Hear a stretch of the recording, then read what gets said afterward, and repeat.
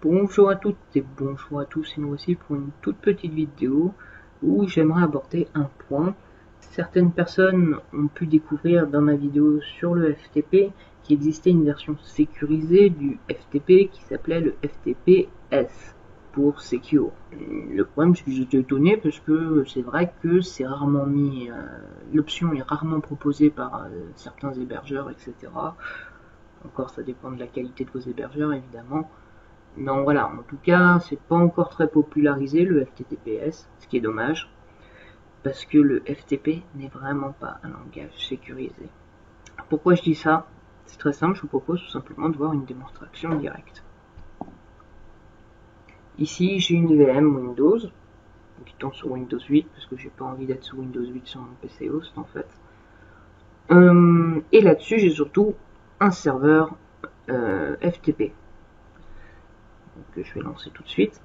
Ah, donc FileZilla Server, hein, c'est un logiciel que vous pouvez trouver gratuitement sur FileZilla et que vous pouvez prendre et qui vous permet facilement d'avoir un serveur FTP.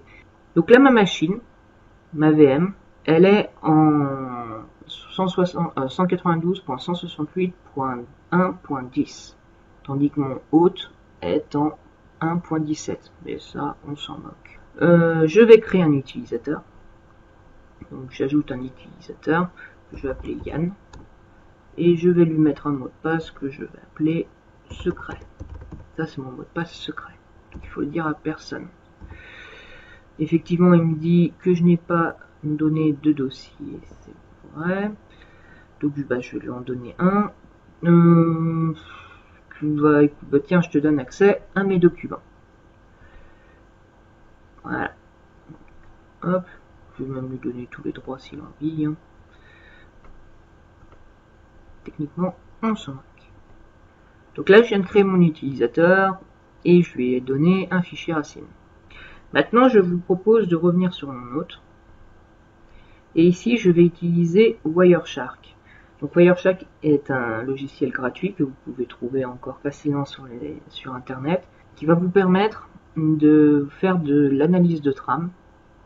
Donc c'est-à-dire que vous allez lui donner une interface, donc moi ça va être la connexion au réseau sans fil, parce que je l'ai mis en pont là-dessus, et je fais Start.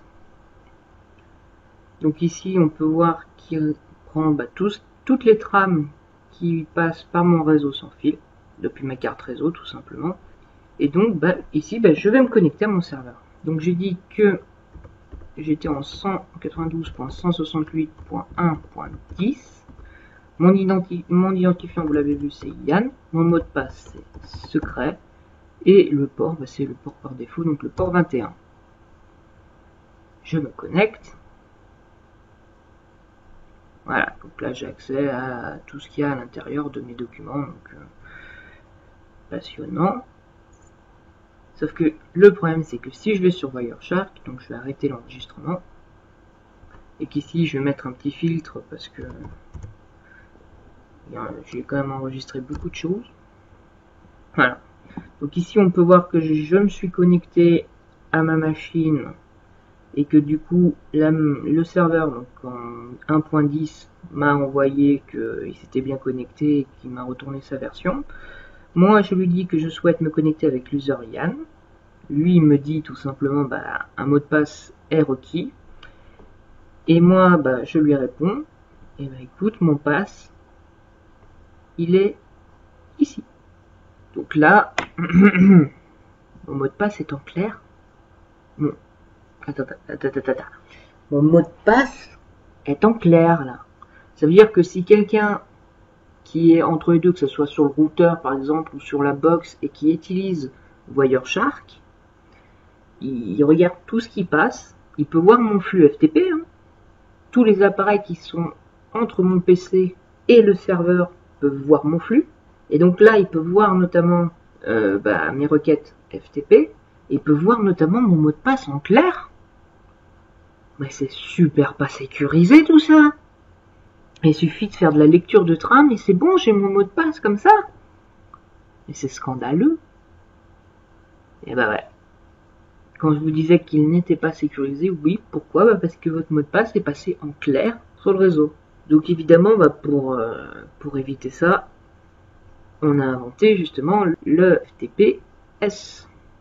Donc moi, ce que je vous propose, c'est de voir un peu ce que ça change. Donc on va faire un setting.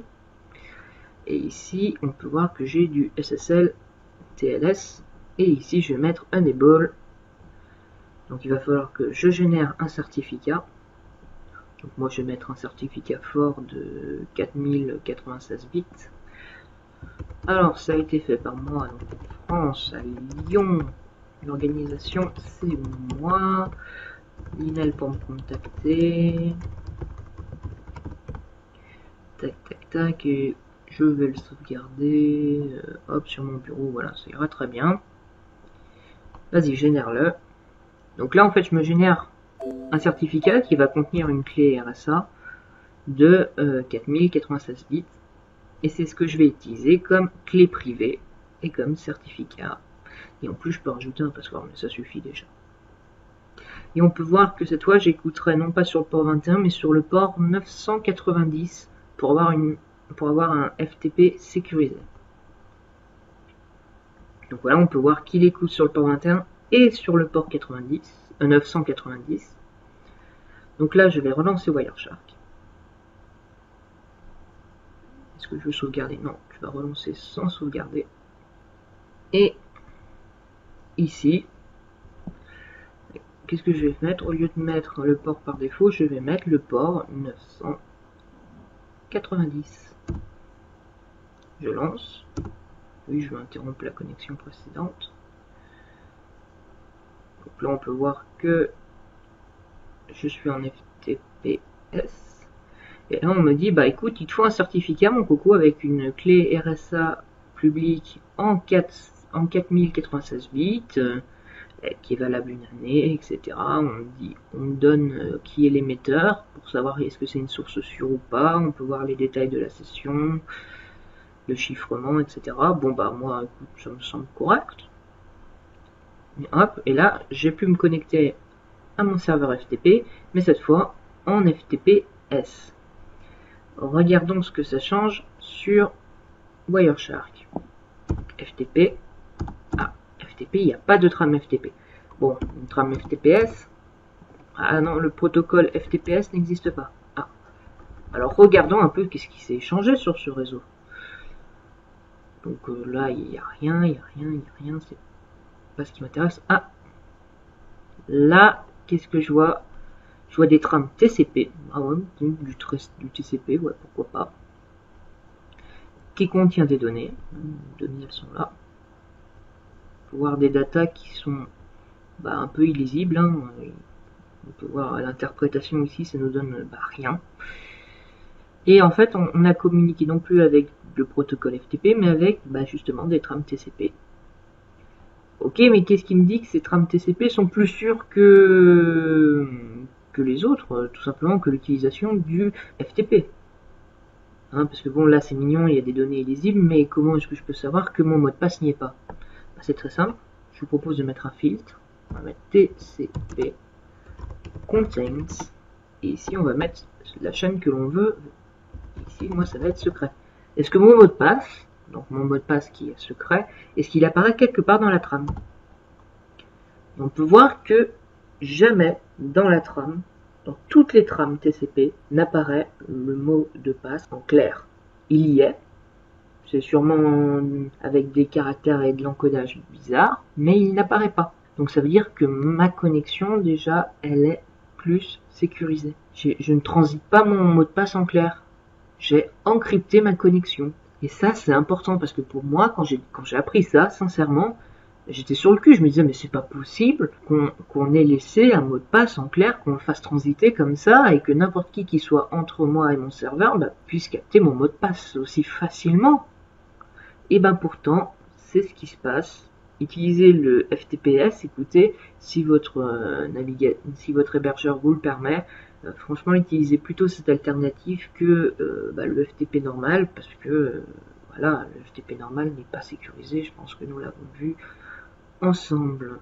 Donc voilà, c'était juste une petite vidéo pour bien vous expliquer ça et bien vous montrer que mieux vaut utiliser une version sécurisée qu'une version pas sécurisée parce que on peut facilement shipper votre mot de passe et une fois qu'on a votre mot de passe, le mot de passe étant clair, le login étant clair, bon bah moi je peux me connecter à votre serveur sous votre session. Il n'y a pas de problème, et à partir de cela, moi je fais un clean all, je supprime tout, et vous aurez plus que vos yeux pour pleurer.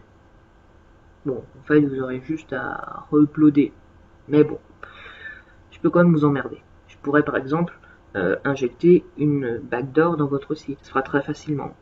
Et vous, il n'est pas forcément facile que vous le voyez. Si je le cache dans des fichiers, des dossiers, de machin, bidule chouette, etc., il est possible que j'injecte des backdoors sans que vous le voyez. Donc voilà, c'est vraiment dangereux. Donc franchement, utilisez le FTPS. Voilà, c'était la raison de cette petite vidéo. Vous inciter à utiliser le FTPS plutôt que le reste. Voilà, merci d'avoir regardé cette vidéo. J'espère qu'elle a été instructive et à une prochaine fois pour une prochaine vidéo.